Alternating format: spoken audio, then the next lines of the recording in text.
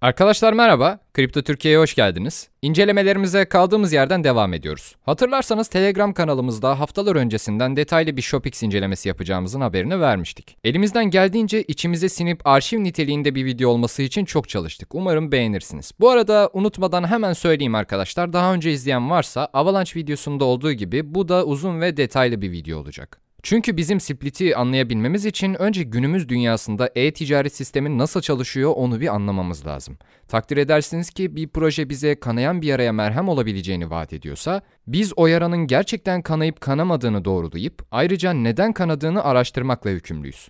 Yatırım yaptığımız projenin önünü arkasını araştırmazsak, anlamazsak o zaman Twitter'da veya YouTube'da bir kişinin veya kanalın o video hakkında yorum yapmasını beklemeye mahkum oluruz. O yüzden lütfen dikkatli izleyin çünkü bu videoyu izlediğinizde gerçekten bir proje nasıl araştırılır, nelere bakılır gibi fundamental analiz dediğimiz temel analiz hakkında çok ciddi fikir sahibi olacaksınız. Şimdi lafı uzatmadan hemen başlayalım, bakalım neymiş bu Split. Burada konuştuğumuz hiçbir şey kesinlikle bir yatırım tavsiyesi değildir. Eğer yatırım yapmak istiyorsanız lütfen kendi araştırmanızı kendiniz yapın ve özgür iradenizle karar verin.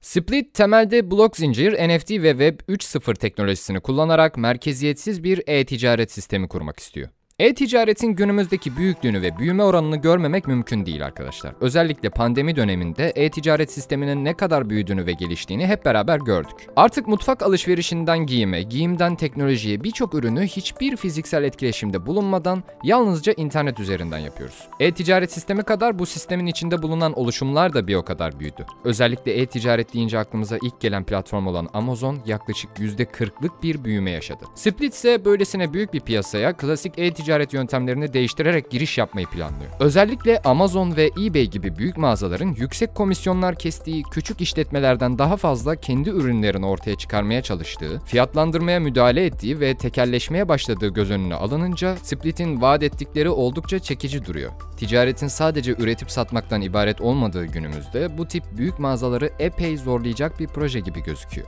Detaylarına girmeden önce konunun daha anlaşılır olabilmesi adına üzerinde durmamız gereken ve Split'in ana hedefleri içerisinde geleneksel e-ticaret sitelerini kullanan 3 hedef kitle var. Bunlar perakende satıcılar, dropshipping ve arbitrajcılar. Bunlardan ilki olan dropshipping'e hızlıca bir göz atalım. Dropshipping'i bilmeyenler için şöyle özetleyebiliriz. Sizin A isimli bir sitede sanal bir mağazanız olsun. Ancak elinizde ne ürettiğiniz bir ürün var ne de deponuzda depoladığınız bir ürün.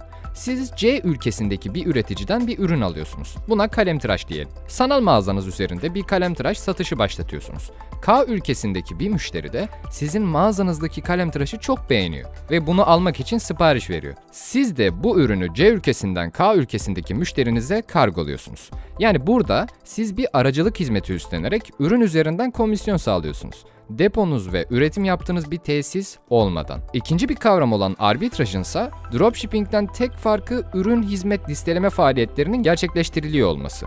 Ekonomi ve finans dilinde arbitraj, iki veya daha çok market arasındaki fiyat farklarından yararlanarak ürün, para, bono, tahvil, materyal ya da senet satarak kazanç sağlamak. Online arbitraj ise perakende arbitrajın çevrim içi gerçekleşen hali. Ürün çevrim içi bir pazar yerinden alınıp halihazırda daha yüksek fiyattan listelenmiş bir başka online pazar yerinde satılıyor. İki pazar arasındaki satıştan elde edilen fark online arbitraj kârı oluyor arkadaşlar. Ancak ticarete atılmak adına en güvenli yöntemlerden biri olsa da düşük karlılık oranı, sürekli uygun fiyatlı ürün araştırması zorluğu, marka ya da rakipler tarafından yapılan ani faaliyet ve fiyat değiştirmelerine uyum sağlayamama, özellikle Amazon'da dışarı satışa kapalı ürünler için satış izni alma, sizden kaynaklı hatalar olmamasına rağmen ürün iadesi ve düşük puan alma gibi çeşitli riskleri ve dezavantajları da var. Split'in hedef kitlelerinden sonuncusuysa diğer e-ticaret mağazaları, yani perakende satıcılar. Şüphesiz ki e-ticaret ve e-ticaret platformları gün geçtikçe daha etkin ve tercih edilir hale geliyor. İstatistiklere göre küresel çapta yapılan satışların e-ticarette gerçekleşen bölümü 5 sene öncesinde %7.8 iken 2020 yılına gelindiğinde %15.5'e yükselmiş durumda. Covid-19'un ortasında e-ticaret kategorisi her zamankinden daha önemli hale geldi. Dünya çapındaki e-ticaret satışları bir önceki yıla göre %27.6 artarak 4 trilyon doları aştı. Bu oldukça önemli bir oran ki gelecekte de giderek artacak olması işten bile değil arkadaşlar. 2021 istatistiklerine göre ise e-ticaret için kurulan online mağazaların toplamda %58'i WooCommerce, Shopify ve Magento bünyesinde barınıyor. Ancak bu üçlü her ne kadar pastanın büyük dilimlerine sahip olsalar da Amazon ve eBay dominasyonundan kurtulamıyorlar. Split'in getirdiği merkeziyetsiz finans ve e-ticaret NFT altyapısı, dünyanın herhangi bir yerindeki satıcılara dış birimlerin dominasyonu altında kalmadan her şeyi satabilecek altyapıyı sunmayı hedefliyor. Peki şu an pazarı domine eden oyunculara gelelim. Kimler bunlar? Aslında videonun başında da belirttiğimiz üzere Amazon bu pastadan en fazla payı alan aktör. Elinde bu kadar güç barındırıyor olması istediği birçok şeyi yapmasına sebep oluyor. Kullanıcı verilerini satıcıları düşünmeden kendi karını arttırmak adına kullanabiliyorlar. Yani kullanıcıları manipüle edebiliyorlar. Peki bu ne demek? Algoritmanın Amazon'u daha çok kazandıracak şekilde tasarlanması, yani Amazon'un kendi sattığı ürünleri daha fazla öne çıkarması ve küçük işletmelerin daha az keşfedilmesi anlamına geliyor. Daha az keşfedilme ise az satış demek. Yalnızca bunlarla mı sınırlı kalıyor? Cevap kesinlikle kocaman bir hayır. Fiyat sabitleme, vergi kaçakçılığı, kötü çalışma koşulları, tüketici verilerinin kötüye kullanımı, liste uzayıp gidiyor. Tabii ki kullanıcı verilerinin sadece bu küçük manipülasyon için kullanıldığını düşünmek de biraz iyimser kalabilir. O halde neden Split'e dikkat etmemiz gerektiğini şöyle özetleyebiliriz. Satıcılar için düşük komisyon ücreti, hızlı envanter takibi, dropshipping ve arbitraj konularında kolaylık sağlaması, ödemenin hızlı bir şekilde gerçekleşecek oluşu, Amazon'un aksine küçük satıcıları daha fazla kar etmek adına engellememesi, verilerinizi yalnızca para için kullanmayacak olması, NFT sayesinde ürün takibinin kolaylaşması ve sahte ürünlerin önüne geçmesi gibi temel özellikleri sayabiliriz. Ki bu sahte ürünler kısmının kesinlikle altının çizilmesi şart. Çünkü bildiğiniz üzere VET yani VeChain sahte ürünlerin önüne geçerek milyarlarca dolarlık market hacimlerine sahip bir şirket haline geldi. Müşteri için de bu özelliklerin faydalı olacağı kesinlikle aşikar. Takdir edersiniz ki düşük komisyon ücretleri ürünlerin fiyatlarında gözle görülür bir düşüş olacağı anlamına geliyor. Ayrıca kullanıcı verilerinin kontrolsüzce kullanılmasının önüne geçerek müşterilerin daha özgürce karar verebilmesini sağlıyor. Peki Split tüm bu işleri nasıl kolaylaştırıyor? Birden başlayalım. Stok problemi. Dropshipping yaparken yaşanan en büyük sorunlardan birisi stok takibidir arkadaşlar. Siz mağazanızda elinizde 5 adet kalemtıraş kaldığını söyleyebilirsiniz. Ancak sizin ürünü temin ettiğiniz mağaza sahibinin stoğundaki kalemtıraşlar tükenmiş olabilir. Bu durum sizin müşterinizin sizin mağazanıza düşük puan vermesi ve sizin satışlarınızın düşmesine yol açacaktır. Bu durum oldukça basit ya da küçük ölçekli bir problem gibi gözüküyor olabilir. Bu sistem sayesinde her yıl 93 milyar dolarlık kayıp satış kurtarılabilir arkadaşlar. Peki bu stok takibinin klasik ticaret yönteminden farklı tam olarak ne? Amazon üzerinde ticaret yaptığınız zaman her bir ürün için ayrı ayrı stok oluşturmanız gerekiyor. Ancak Split sisteminde üretici ürünlerini blok zincirine yazar ve aracı ürünleri bu stok üzerinden satıyor. Yani ortak bir envanter oluşturulmuş oluyor. Bu sayede herhangi bir sorunla karşılaşmadan ürün satışını gerçekleştirmiş oluyorsunuz. Yani tekrardan bu sayede sizin ayrı olarak bir stok takibi yapmanıza gerek kalmadan ürünlerinizi takip edebiliyorsunuz. Yani müşteri memnuniyetiyle ilgili bir sorun yaşanmayacak. Bu da mağazanızın düşük puan almasını engelleyecek. Ayrıca Split'in kullandığı teknolojiler sayesinde yaptığınız satışlardan elde ettiğiniz gelirler düşük komisyon oranlarıyla hem müşterilere indirim olarak yansıyacak hem de satıcılara daha fazla kar payı olarak dönecek.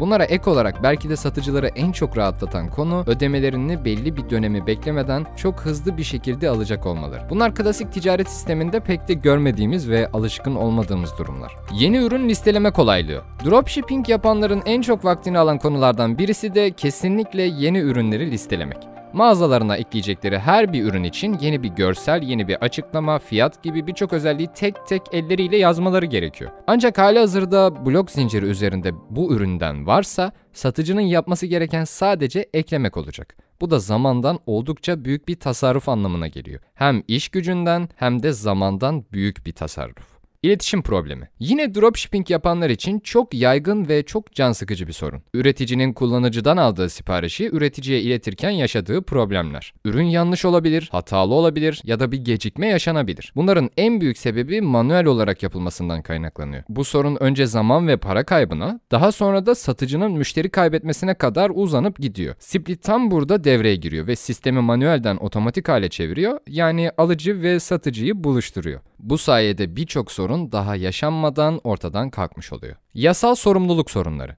Bu stoksuz satış yapanlar için yaygın bir sorun olmasa da yine de bahsetmeye değer arkadaşlar. Bazı tedarikçiler iddia ettikleri kadar meşru değildir ve malların nereden geldiğini her zaman bilemezsiniz. Daha da aldatıcı olan tedarikçilerin ticari markalı bir logoyu veya başka bir şirketin fikri mülkiyetini yasa dışı bir şekilde kullanmasıdır ki bu sanıldığından çok yapılan bir durum. Split burada çok faydalı bir sistem haline gelebiliyor. Split'in her ticaret platformuna sunduğu Amazon ve eBay'de bulunan fırsatlardan üzerinde durduğumuz 3 ana alan da payına düşeni alıyor. Split bütün ürünleri blok zincirine işliyor, sahteciliğin ve spamin önüne stake'le geçilebilmesine olanak sağlıyor. Ürün stok takibinin yanı sıra bütün akışı otomatize edebiliyor ve böylelikle herhangi bir ekstra faaliyet ve zaman harcanmasına gerek kalmadan bütün sistem metrikleri kendiliğinden işliyor. Ciddi iş yükünden, insan kaynağından ve enerjiden tasarruf edilmiş olabilmesinden bahsediyoruz. Tüm bunlar dünyadaki milyonlarca e-perakendeci, dropshipper ve arbitrajcıların Split'i cazip görmeleri için önemli nedenler. Split nedir? Videonun başından bu yana Split'in ne olduğunu az çok söylemiş olduk. Birkaç ayrıntıya daha değinmekte fayda görüyorum. Gelin hep birlikte bunlara bakalım. Dediğimiz gibi Split tüm tedarik zinciri boyunca izlenebilmelerini sağlamak için tüm e-ticaret sitelerine benzersiz bir NFT ekleyen bir blok zinciridir. Pazar yerlerinin pazar yeri. Normal web satış mağazalarını Web 3.0 katmanıyla Amazon, eBay benzeri satış mağazalarına çeviriyor. Polkadot tarafından desteklenen, gelecek nesil e-ticaret olması amaçlanan yeni nesil açık kaynaklı. Bu nokta çok önemli. Açık kaynak kodlu olması bir blok zinciri envanteridir. Platform, e-ticarette değiştirilemez tokenlar için iletişim kontrol protokolünü standartlaştırarak markalar ve müşteriler arasındaki boşluğu dolduruyor. Şöyle bir dipnot verelim. Split şu an Ethereum ağında bulunuyor ama yüksek işlem ücretleri ve yavaş ağ sistemi gibi sorunları atlatabilmek için 2021 yılı sonunda Polkadot ağına geçmeyi hedefliyorlar. Ek olarak şeffaf ve zahmetsiz satış yapmayı sağlıyor. Peki şeffaflığı nasıl sağlıyor? Tabii ki NFT'yi kullanarak. Her bir ürün için benzersiz bir NFT üreterek hem doğru ürünün doğru kişiye gitmesini sağlıyor hem de ürünün takip edilebilirliğini çok kolay hale getiriyor. Tedarik zinciri ve e-ticaret pazarları arasındaki sorumluluğu ortadan kaldırıp çok platformlu kuruluş satışlarını kolaylaştırıyor. Bu dropshipping olayını anlatırken bahsettiğimiz bir konuydu zaten. Hem aracılar hem satıcılar için oldukça kolay bir şekilde ticaret yapmayı sağlayacak bir sistem oluşturmayı hedefliyorlar.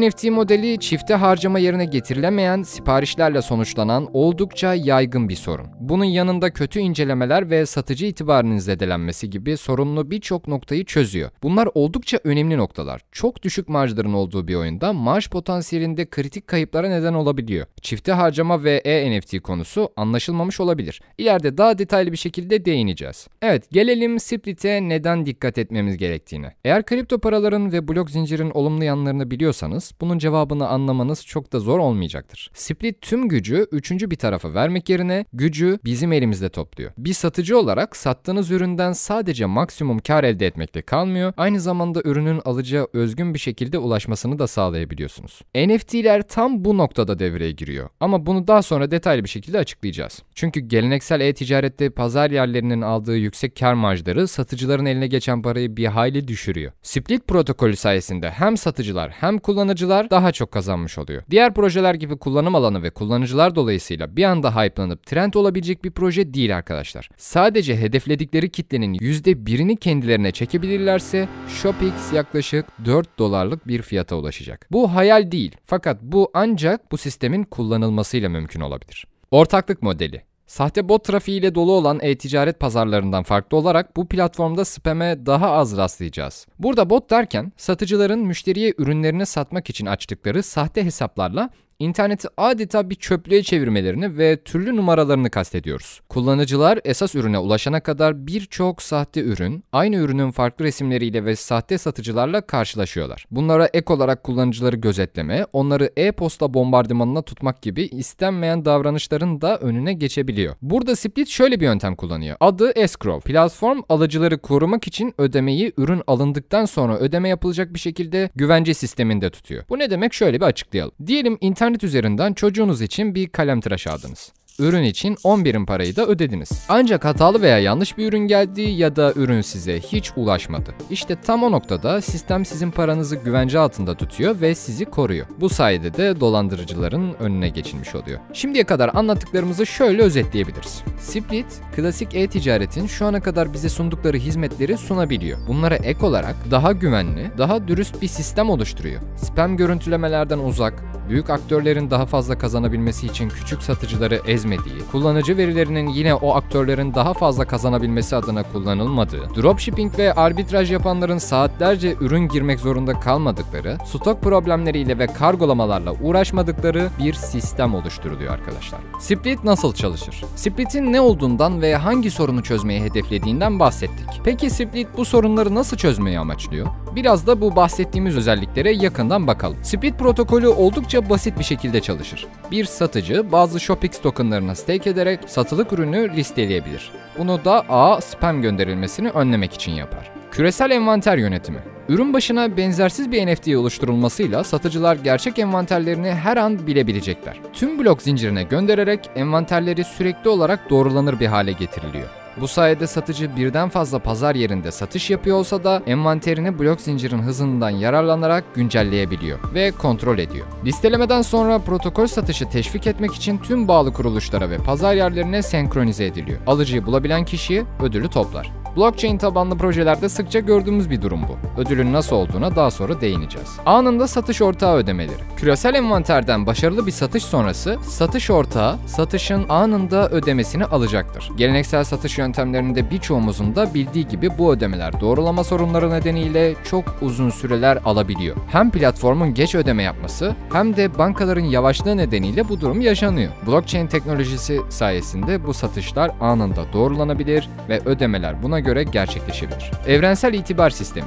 Bir blockchain'de gerçekleşmiş bütün işlemler sonsuza kadar orada kalır. Böylece Split protokolünü kullanan herhangi bir çevrimiçi mağaza zamanla belirli bir üne kavuşacaktır. Bu sayede siparişleri doğru bir şekilde ele alıp almadığını, anlaşmazlıkları önleyip önlemediğini ve genel olarak müşterilere iyi bakıp bakmadığını doğru bir şekilde görebileceğiz. Çünkü yapılan her işlem ağda tutuluyor olacak. Anlaşmazlıklar öncesi çözüm. Müşteri ve satıcı arasında veya satıcı ile satış ortağı arasında meydana gelen anlaşmazlıklar Split protokolü kullanılarak kolaylaştırılabiliyor. Her adım doğrulanabilir olduğundan anlaşmazlıklar bunların ortaya çıkmasından önce blockchain şeffaflığı sayesinde çözülebilir. Pazar yeri analizi. Bir satıcının çevrim içi mağazalarında olan her şey blok zincirinde doğrulanır ve kayıt altına alınır. Böylece zincir üstü analizler satıcıların yaptıkları akıllı analizlerle satışları en üst düzeye çıkarmalarına yardımcı olabilir. Shopix token'ı nedir? Shopix, kullanıcıların Split ekosistemi içinde ve dışında kullanabileceği bir ERC20 token'ıdır. Shopix, alıcıların ve satıcıların sistem genelinde kullanmak için Split Core envanterine erişmesine olanak tanıyor. Satıcılar ürünlerine atanacak yeni bir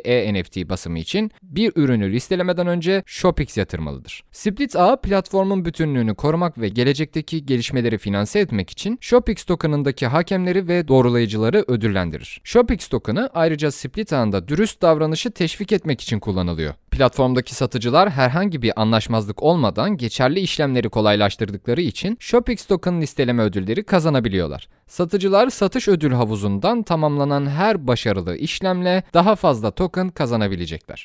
E-NFT'ler. Tabii ki Split protokolü E-NFT'ler olmadan çalışamazdı.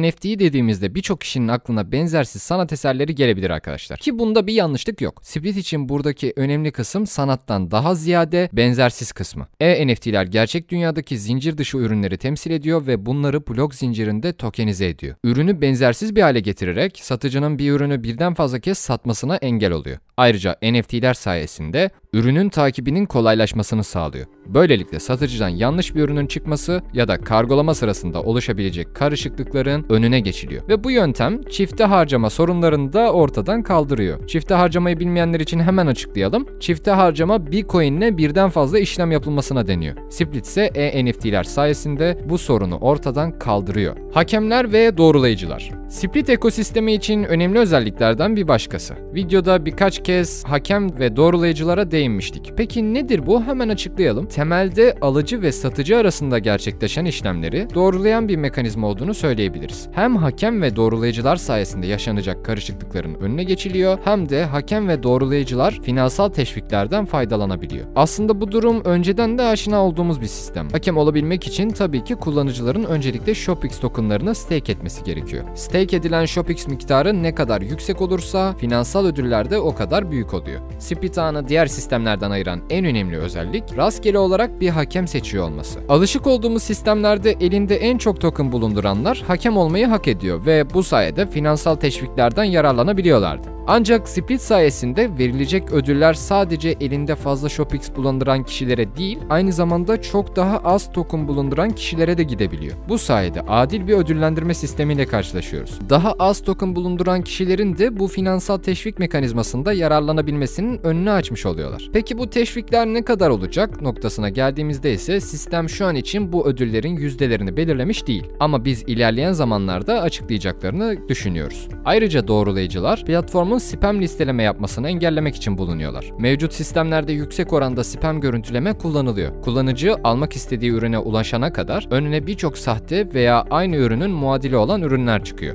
Split de bunu engellemek için doğrulayıcıları kullanıyor. Split'in geleceği. Peki gelecekte Split için neler söyleyebileceğiz? E-ticaret halen hızla büyümekte olan çok önemli bir sektör. Bunu söylemiştik. Özellikle pandemi sırasında müthiş bir gelişme gösterdiğini söyleyebiliyoruz. Şu anda lüks bir e-ticaret pazarı olan Myson.do hali hazırda Split teknolojisini kullanıyor. Blok zincirde dünyanın ilk lüks alışveriş yelpazesini sunmak için 700'den fazla markaya ve 1100'den fazla ortaklığa sahipler. Bunlar Split için oldukça iyi gözüken sayılar ve resmi sitelerinde bahsettiklerine göre Shopify ile yapacakları ortaklık yakın gözüküyor arkadaşlar. Split'in arkasındaki ekibin uzun vadeli planları var. Başta bahsettiğimiz gibi şu an için protokol Ethereum üzerinde çalışıyor. Ancak ücretleri kontrol altında tutabilmek için 2021'in sonunda Polkadot'a geçeceklerini söylediler. Peki bunu söyleyen ekipte kimler var? Bunlara da bir göz atalım. Elbette yatırım yapmayı düşündüğünüz bir proje olduğu zaman proje kadar arkasında kim olduğunu da merak edersiniz. E-ticaret pazarı gibi hızla gelişen multitrilyonluk bir endüstriyi baştan yazmaya cesaret eden kişiler kimler?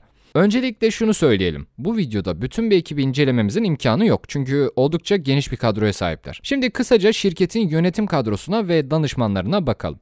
Videoda şirketteki tüm takım üyelerine ve danışmanlara göz atmak gibi bir şansımız yok. Çünkü oldukça geniş bir ekip söz konusu. Ancak projenin diğer ekip üyelerine ve oldukça geniş olan danışman kadrosuna LinkedIn üzerinden bakmanızı şiddetle tavsiye ediyoruz arkadaşlar. Split'in yatırımcıları. Split'in yatırımcı tarafı da oldukça kuvvetli denecek durumda. Özellikle AY21 Capital, Master Ventures, Kairos Ventures, Rarestone Capital gibi şirketler gerçekten ciddi yatırımcılar. Bu şirketleri daha önce duymayanlar için yatırım yaptıkları şirketleri şöyle ekranda gösterelim. Yaptıkları başarılı yatırımlardan şirketlerin büyüklüğünü anlayabiliyoruz. Bu da Split için gerçekten büyük bir artı. Split bu şirketlerden 2.8 milyon dolara yakın bir yatırım toplamış durumda. Bu da oldukça iyi bir rakam. Hadi gelin Split'in token ekonomisine bir göz atalım. En baştan beri bahsettiğimiz gibi Split'in token'ı tabii ki ShopX. ShopX'in token standartı Ethereum ağında çıkış yaptığı için ERC20. Toplam arzı 500 milyon adet, dolaşımda 28 milyon var. Yani toplam arzın %6'sı dolaşımda şu an. %18 private sale yapılmış, %15 takım için, %20 araştırma vakfı, %22 ekosistem ve referanslar için. Arkadaşlar iyi ve dengeli bir token ekonomisi var. Her projede olduğu gibi Split'in de yoğun bir kilit salınımı var. 2 ay sonra tohum satıcılarının bütün kilitleri açılmış olacak. Özel satışlar açıldı. Danışmanların da yarısı açıldı. Kilit salınımı neredeyse 2025'e kadar azalarak dengeli bir şekilde devam edecek arkadaşlar. Yol haritası. Projenin vaat ettiklerine ve kat ettikleri yola baktığımızda önemli bir yere geldiklerini söyleyebiliriz. Split ekibi açıkladıkları yol haritasında 2022'nin 3. çeyreğinde projeyi tamamlayacaklarını söylüyor. Baktığımızda bir yıl oldukça makul gözüken bir süre, özellikle bu tip projeler için. Tabii ki birkaç aylık gecikmeler yaşanabileceğini söylemekte fayda var. Çünkü blockchain projelerinde bu oldukça sık rastlanan bir durum. Twitter'da 30 bine yakın, Telegram'da 11 bine yakın takipçileri var. Bunlar şu aşamada çok normal hem de gayet makul karşılanması gereken güzel rakamlar arkadaşlar. Split'in uzun vadeli bir yatırım olduğunu tekrardan hatırlatmakta fayda görüyoruz. Henüz tüm ortaklıklarını açıklamamış ve sistemini tam olarak faaliyete geçirmiş durumda olmayan bu denli potansiyelli bir projenin uzun vadede çok ciddi şeyler başarabileceğini öngörebiliriz. Tabii rakiplerinin dünyanın en büyük şirketler olduğunu kabul edersek, yollarının uzun olduğu kadar zor olacağını da garanti edebiliriz. Ancak Split gerek çözmeye çalıştığı sorunlar, gerekse bunları çözüş şekliyle bugün bildiğimiz e-ticaret sisteminin kurallarını baştan yazabilir. Daha çok yeni olan kripto mecrasından çıkan bir projenin milyar dolarlık bir piyasanın düzenini tam anlamıyla ortadan kaldırıp kaldıramayacağını önümüzdeki zamanlar içerisinde gözlemlemek bizim için heyecan verici olacak. Kanalımıza abone olmayı, videoyu beğenmeyi ve bildirimleri aktif hale getirmeyi unutmayın. Bir sonraki incelememizde görüşmek üzere. Şimdilik hoşça kalın.